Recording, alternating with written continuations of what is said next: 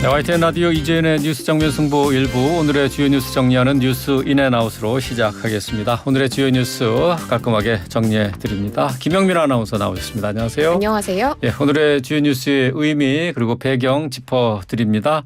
이고은 시사평론가 나오셨습니다. 안녕하세요. 네, 안녕하세요. 예, 자 오늘 먼저 살펴볼 뉴스 이재명 대표에 대한 체포 구속영장 청구와 관련된 소식인데요. 어제 이재명 대표에 대해서 구속영장이 청구가 됐고 오늘 이 대표가 여기에 대한 입장을 직접 내놨네요. 네, 그렇습니다. 오늘 더불어민주당 최고위원회 회의에서 이재명 대표가 입장을 냈는데요. 민주주의와 법치주의가 윤석열 검사 독재 정권의 칼날에 무참하게 짓밟히고 있다라면서 윤석열 정권의 만행은 법치의 탈을 쓴 사법 사냥이기도 하고 역사적인 오점이 될 매우 흉포한 행위다 이렇게 맹비난했습니다. 그러면서 다시 한번 민생을 강조하는 모습을 보였는데요. 이재명이 아니라 물가부터 잡으라고 한 겁니다. 윤석열 대통령님 국민의 고통과 한숨 소리가 들리지 않느냐. 이재명을 잡고 야당을 파괴하겠다면서 사건 조작하는 그 힘으로 이자 폭탄, 난방비 폭탄 먼저 막길 바란다. 이렇게 지적한 겁니다. 이 대표의 입장 더 자세히 뉴스인 해주세요. 네, 우선 더불어민주당이 오늘 아침 최고위원회부터 전국 지역위원장들이 참석하는 연석회의 그리고 윤석열 정권 검사 독재 규탄 대회 등 이 윤석열 정권에 대한 맹비난과 또 검찰의 이재명 대표 구속영장 청구에 대한 규탄의 목소리를 계속 이어갔는데요. 특히 이 대표는 이 당 지역위원장 전원에게 이 20쪽 분량의 그 친전을 보내서 검찰의 구속영장 청구 요지에 대해서 일일이 반박을 했습니다. 내용은 이제 그 검찰의 구속영장 청구 근거가 형사소송법에 어긋난다라는 그런 반박의 내용 그리고 본인이 지자체장으로서 업무를 한 데 있어서 이건 배임이 적용될 수 없다라는 내용 그리고 이 대표가 공모했다는 증거가 없고 또 대장동 4인방의 진술밖에 현재 증거가 없다라는 것 그리고 증거인멸 가능성도 없는데 이 검찰이 본인이 유력 정치인이라는 이유로 구속 필요성을 언급한 것이다 이렇게 강조를 했습니다. 네. 이 구속영장 청구 내용 중에 주요 사안인 이 배임 혐의와 관련해서는요. 이재명 대표가 굉장히 적극적으로 반박을 했습니다. 이 검찰이 이 대표의 배임액을 4,985억 원으로 산정을 했잖아요. 이게 대장동 사업의 이 총 개발 이익을 검찰이 9,606억 원으로 이 산정을 한 것인데 원래 만약 정상적으로 공모와 사업이 이루어졌다면 이 성남도시개발공사가 적정한 배당 이익으로 검토한 70%를 적용한다라고 봤을 때 계산하면 6,725억 원을 받을 수 있었다고 봤던 겁니다. 그렇기 네. 때문에 이 대표의 지시로 실제로 환수한 수익은 이 확정이익인 1,830억 원이었고 이것과 이제 기대한 수익을 비교하면 그 차이가 4,985억 원이기 때문에 이 금액을 배임액으로 본 것이거든요. 네. 이 대표는 지난달 검찰에 제출했던 이 33쪽 분량의 진술서에 이 이익을 지분이 아니라 이렇게 확정이익 1,830억 원으로 택한 이유에 대해서 이미 설명을 한 바가 있습니다. 이 지자체가 안정성을 추구해야 되기 때문에 이익 배분을 이 지분 비율로 정하면은 경기가 변동이 있을 때는 불안정하다 이런 이유라고 설명을 한 바가 있는데요. 이번에도 본인의 페이스북에 그 글을 올려서 이 배당금을 지분이 아닌 확정액으로 약정을 했기 때문에 배임죄라는 그 검찰의 주장대로라면은 부동산이 경기가 호전 시에는 유죄가 되는 거고 악화되면은 이제 무죄가 되는 거냐라면서 이 유무죄가 알 수 없는 미래의 경기에 달려 있는 것이냐 이렇게 비판을 했습니다. 네. 그러니까 지분으로 배당금을 약정했다고 가정한다면 경기가 좋으면 이익이 늘어나는 것이고 경기가 악화되면 이익이 줄어들게 되는 거기 때문에 성남 시민들에게 이익이 환수되는 규모가 달라지게 되는 점을 꼬집은 거라고 볼 수 있겠습니다. 네. 이 대표는 자신의 결백을 주장하고 있지만 이런 상황에서도 검찰은 이재명 대표의 구속 필요성을 계속해서 강조하고 있는데요. 먼저 검찰은 이 대표를 위례 대장동 비리 의혹의 배후이자 정점으로 지목을 했습니다. 그리고 지금 이 대표가 진실을 은폐하고 증거를 인멸할 가능성이 높다고 봤는데요. 이 부분에 대해서만 구속영장 청구서에 5,000자가 넘는 분량을 할애하면서 설명을 했습니다. 이 대표가 대장동 대장동 의혹이 처음 제기된 때부터 개전의 정이 전혀 없다라면서 이를 고려하면 증거인멸과 실체 진실 은폐 시도가 계속될 것이다라는 점은 삼척동자도 알 수 있을 정도로 명백하다 이렇게 적은 건데요. 그리고 또 검찰은 이 대표가 세 차례 검찰 조사 과정에서 날짜, 시간을 또 일방적으로 바꾼 것을 두고도 이 수사기관의 집행 절차를 무시하는 행태다. 비판하기도 했습니다. 그리고 증거인멸 시도할 가능성도 크다고 봤는데 그 이유로 정진상 당대표 정무조정실장이 유동규 전 본부장에게 휴대전화를 버리라 지시한 점, 또 김용 전 민주연구원 부원장이 지난해 9월에 유동규 전 본부장이 선임하지도 않은 이른바 가짜 변호사를 보내서 수사 상황을 확인한 점, 또 주요 문건들이 고속도로변 배수구에 버려져 있던 점 등을 그런 시도라고 봤습니다.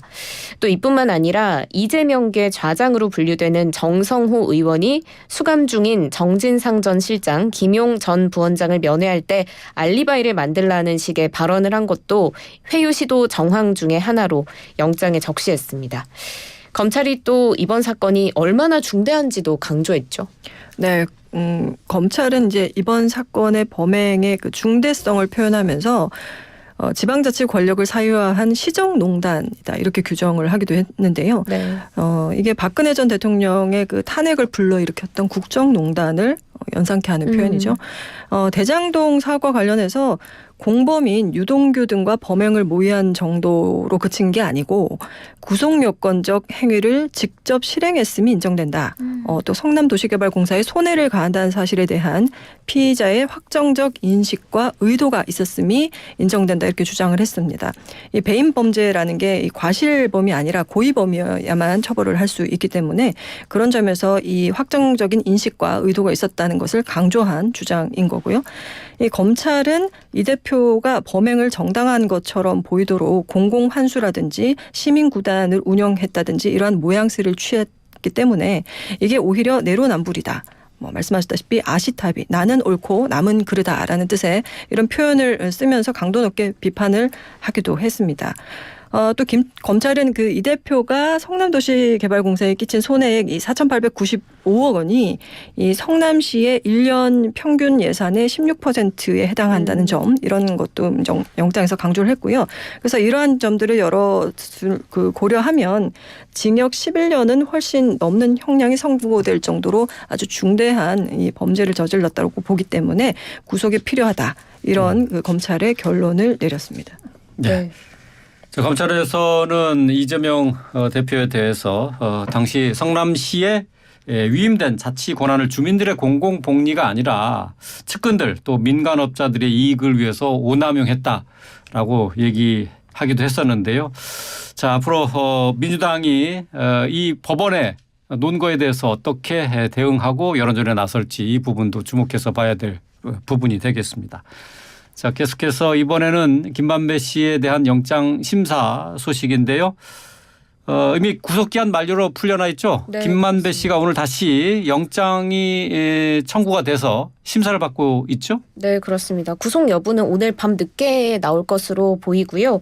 지금 대장동 팀의 로비스트로 지목됐죠. 화천대유 대주주 김만배 씨가 오늘 구속 전 피의자 신문, 즉 영장 심사를 받기 위해서 법정에 출석했습니다. 오전 10시 35분쯤에 도착을 했고요.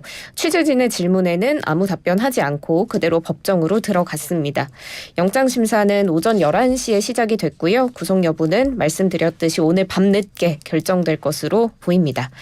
김만배 씨가 지난해 11월에 구속기한이 1년 지나면서 구속 만료로 석방이 됐고 이번에 다시 구속영장이 발부가 되면 김 씨가 석 달 만에 다시 구치소에 수감이 되는 건데요. 김 씨가 화천대유 임원인 이한성, 최우향 씨 등 측근들이 체포가 되자 이때 극단적 선택을 시도한 바가 있죠. 그래서 검찰이 이런 돌발 상황이 다시 일어날 수도 있고 또 증거인멸의 우려도 있기 때문에 김 씨의 구속이 필요하다 이렇게 강조할 것으로 보입니다. 김만배 씨의 혐의 정리해 주시죠.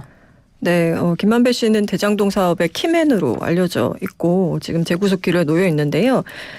김 씨는 화천대유의 대주주로 검찰은 김 씨의 자금 흐름 등에 대한 추가 수사를 하고 지난 14일에 사전구속영장을 청구한 바가 있습니다.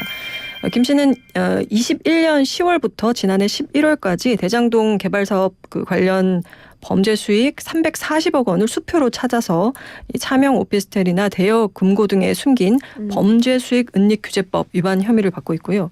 또 21년 9월 인테리어 업자 김모 씨에게 대장동 사건의 증거가 저장된 이 자신의 휴대전화를 불태우게 한 증거인멸 교사 혐의도 있고요.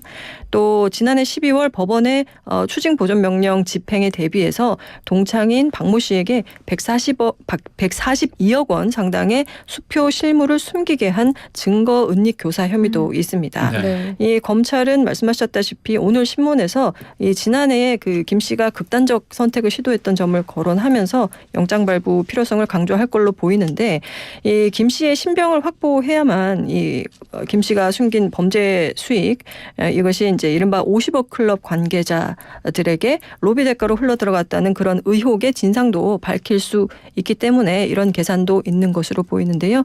이 구속 여부 오늘 뭐 이르면 오늘 밤 늦게 나올 걸로 보이니까 결과를 지켜봐야 될 것 같습니다. 예. 뭐 구속 기한 만료로 1년 만에 풀려나긴 했습니다만은 다시 이제 구속 기로에 서게 된 건데 구속 상태에서 재판이나 수사를 받는다는 것 피의자 또 피고인 입장에서는 대단히 심한 압박이 될 것 같은데요. 그 결론 한번 살펴보도록 하겠습니다. 자, 계속해서 이번에는 튀르키예 지진 상황 소식이 또 들어온 게 있습니다. 튀르키예 시리아 이 강진으로 해서 지금 많은 사상자가 나오고 있는데 추가로 여진 발생 가능성이 예고가 됐습니다만은 다시 지진이 발생을 했네요. 네, 그렇습니다. 규모 5.2의 여진이 발생했는데요. 지금 튀르키예 시리아에서 벌어진 강진으로 사망자는 누적 4만 2천 명 넘겼는데 여기에 다시 한번 강력한 여진이 발생한 겁니다. 미 지질조사국에 따르면 현지 시간 16일 오후 9시 47분 튀르키예 하타이주 우준바 서북서쪽 19km 지점의 연안에서 규모 5.2의 지진이 발생했고요. 튀르키예 재난관리국은 규모를 5.1로 분석했습니다. 네. 진원의 깊이는 10km로 분석이 됐고요. 외신에 따르면 이번 여진으로 이 시리아 북서부 지역의 주민들이 비명을 지르면서 거리로 뛰쳐나오기도 했고 강진 때 손상이 있었던 건물의 일부가 이번 여진으로 붕괴한 것으로도 전해지고 있습니다. 네. 지금 강진이 발생한 지 오늘로 11일째이고 구조 작업은 여전히 이어지고 있는 상황인데요. 기적적인 구조 소식이 아직도 전해지고 있죠. 네, 이 여진이 발생한 상황 속에서도 기적의 생존자들이 속속 나오고 있습니다. 이 현재 시간으로 17일 이 튀르키예 남부에서 남성 2명이 대지진 발생 261시간 만에 기적적으로 구조됐다 이런 보도도 나오고 있고요. 네. 이 대지진으로 인한 피해가 가장 심각한 곳으로 꼽히는 이 튀르키예 하타이주의 그 한 병원의 잔해 속에서 이 남성 2명이 이 구조된 것이어서 야전 병원으로 이송돼서 치료를 받고 있다고 합니다. 네. 또 260시간 만에 이 12세 소년 오스만 할레비에라는 이 소년도 하타이 안타키아 인근의 한 건물 잔해에서 극적으로 구조됐다고 하는데요. 이 소년은 이제 구조 당시에 건물 잔해 그리고 기둥 등으로 덮인 이 작은 공간이 생겼기 때문에 그곳에 쪼그려 앉은 자세로 260시간을 버틴 것이라고 합니다. 네. 이제 할레비에는 이 구조팀에게 자신이 갇혀있던 곳 근처에 여러 명이 아직 묻혀있다 이렇게 진술을 했기 때문에 계속 구조견을 투입한다든지 계속 생존자 수색에 박차를 가하고 있고요. 또 카흐라만 마라슈에서도 258시간 만에 20대 여성이 구조됐다는 소식 이렇게 계속 구조 소식들이 들려오고 있습니다. 이들 모두 이제 잘 알려져 있다시피 생존자 구조 골든타임이 72시간인데 이 시간을 훨씬 넘긴 상황에서 이제 구조가 됐습니다. 물론 시간이 흐르면서 이 생존자 구조의 빈도가 줄어들고는 있지만 이 기적적인 구출 소식이 이어지고 있기 때문에 현장에서는 이제 많은 사람을 살려낼 수 있다는 희망이 꺼지지 않고 있는 상황입니다. 예. 뭐 생존자 구조 소식, 기적 같은 소식들이 계속 이어지고 있어서 희망의 끈은 계속 놓지 않고 이어갈 수 있겠습니다만은 지금 뭐 생존자들도 사실 그곳에 날씨나 또 그리고 경제적인 상황 때문에 어려움을 겪고 있어요. 형제의 나라라고 하는 튀르키예의 우리 운정도 계속 탑재하고 있는데 현지에서는 발전기나 텐트 뭐 이런 것들이 상당히 요긴하게 쓰인다고 합니다. 의류 같은 것들도 새 곳을 좀 보내줬으면 좋겠다 하는 얘기도 있는데요. 뭐 튀르키예를 향한 우리의 온정 계속 이어지고 있다는 소식도 함께 전해드리겠습니다. 계속해서 이번에는 대통령에 대한 국정 지지도 살펴보겠습니다. 오늘 갤럽 여론조사가 나왔는데 윤석열 대통령의 국정 수행 지지도가 살짝 오른 것으로 나타났네요. 네, 그렇습니다. 한국갤럽이 자체 조사했고요. 지난 14일에서 16일까지 전국 만 18세 이상 남녀 1000명을 대상으로 자체 조사한 결과 긍정평가 35%, 부정평가 58%로 집계됐습니다. 직전 조사에 비하면 긍정평가 3%포인트 올랐고요. 부정평가는 1%포인트 내렸습니다.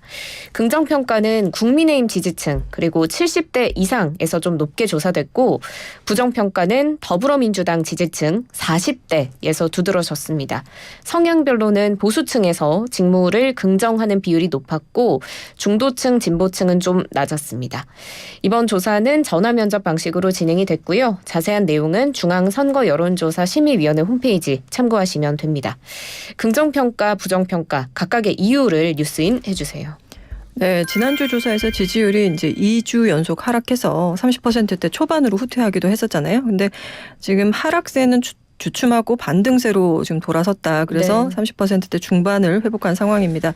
긍정평가는 오르고 부정평가는 내린 상황인데 이 긍정평가가 전반적으로 오른 요인 중에 하나가 이 긍정평가 이유 중에 이제 경제 민생이 6%를 차지하고 있거든요. 그래서 윤석열 대통령이 상반기 공공요금 동결 기조를 밝히고 또 은행이나 통신사의 자발적인 고통 분담을 요구하는 등 이 민생과 관련한 행보를 좀 이어갔다라는 점이 어느 정도 영향을 미쳤다는 평가도 나오고요. 또 그 부정평가 이후로도 똑같이 경제 민생 물가가 19%나 아주 높은 네. 수치를 차지를 하고 네. 있는데 이 비중도 점차 커지고 있는 추세입니다.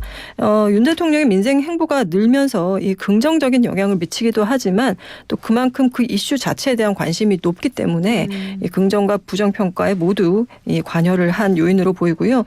또 지난주에 불거졌던 이제 독단 그리고 당무 개입 관련한 지적은 조금 잦아든 상황이고 대신 이제 도이치모터스 의혹 등 김건희 여사 관련 언급은 조금 늘어난 상태다 이렇게 볼 수 있겠습니다. 네, 오늘 윤 대통령의 지지도뿐만 아니라 정당 지지도 여론조사 결과도 발표됐는데 직전 조사와 비슷했는데 더불어민주당 지지도가 1%포인트 소폭 하락했습니다. 이렇게 되면 국민의힘 그리고 더불어민주당 양당 지지율 격차가 7%포인트 나는 건데 격차가 이만큼 벌어진 게 지난해 9월 셋째 주 이후에 처음입니다. 정당 지지도 여론조사도 뉴스인 해주세요.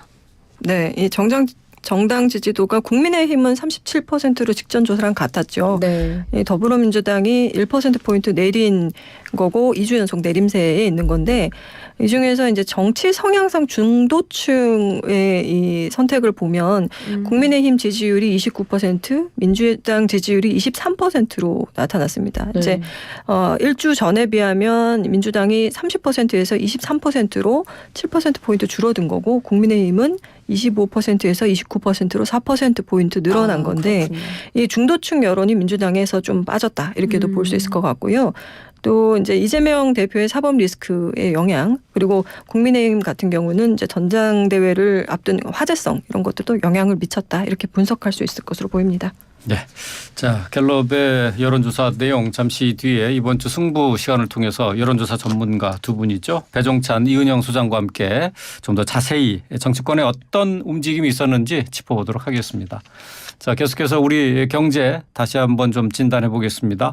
우리 경제 지금 어렵다라는 것은 뭐 다들 체감하고 있을 것 같은데 정부가 최근에 한국 경제가 둔화되고 있다라는 것을 공식 진단했네요. 네, 그렇습니다. 기획재정부가 오늘 최근 경제 동향 그린북이라고 하는데요. 2월호를 발표했습니다. 최근 우리 경제는 물가가 여전히 높은 수준을 이어가는 가운데 내수 회복 속도가 완만해지고 수출 부진 및 기업 심리 위축이 지속되는 등 경기 흐름이 둔화되고 있다. 이렇게 확정적으로 말한 겁니다. 네. 정부가 경기 둔화라고 진단한 게 2020년 코로나19 충격 이후에 처음 언급되는 거거든요. 정부가 작년 6월 그린북에서는 경기 둔화 우려를 언급했는데 비슷한 기조로 계속해서 평가를 해왔고 저번 달인 1월에서도 경기 둔화 우려가 확대됐다 이렇게 진단을 했는데 이번 달에는 이 우려라는 단어가 빠지고 경기가 둔화됐다 이렇게 평가한 겁니다. 우리 경제 지금 어떤 상황인 거죠? 이 경기라는 게 후행적으로 판단을 하게 되는 것이고 이 월별로 변동성이 있기 때문에 이제 몇 달 정도 시차를 두고 경기 여건에 대한 판단을 내리게 되는데 지난해 6월 이후에 수출이 굉장히 많이 꺾였고 또 최근에는 소비도 굉장히 주춤한 모습이잖아요. 네. 그래서 지난해 하반기에 경기 둔화가 진행되는 모습이었다고 한다면 이번에는 경기 둔화를 확인한 메시지를 정부로부터 이 메시지가 나왔다 이렇게 볼 수 있겠습니다. 여러 경제 지수를 살펴보면은 우리 경제 상황의 단면도 살펴볼 수가 있는데 최근에 한국 경제는 작년 4분기에 역성장을 기록하고 또 수출도 부진한 모습입니다.